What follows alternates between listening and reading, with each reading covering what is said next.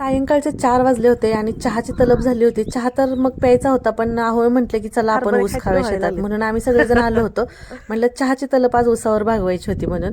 तर इकडे बघा आलो आणि आता इथं थोडंफार शूट आमच्या असताना पण घेतलं, आयुषनं पण घेतलं होतं आणि इकडं आहो आता लागले होते ऊस काढायला. आता आपला हा घरचा काळा ऊस आहे बरं का, तर आता हे सोलून देतील आम्हाला.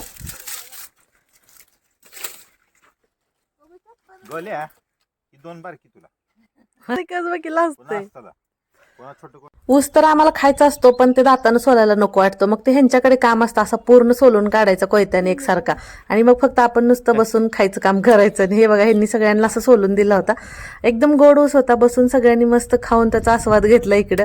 आणि आता कसं उन्हाळा जरा जवळ येतोय, दुपारच्या वेळी पण वाटतं जरा असं ऊसाचा रस वगैरे प्यावा. पण आता आम्ही सायंकाळच्या 4 वाजता आलतो, म्हटलं ऊसाचा रस नाही ऊसच खाऊया म्हणून. इथं सगळ्यांनी मस्त रानात बसून ऊस खाल्ला. असं फारसं काही विशेष नव्हतं, पण सगळेजण आम्ही सोबत असलो की छोटे छोटे क्षण पण आमच्यासाठी खूप विशेष असतात. कसा वाटला व्लॉग नक्की कमेंट करून सांगा. भेटू परत, तोपर्यंत बाय.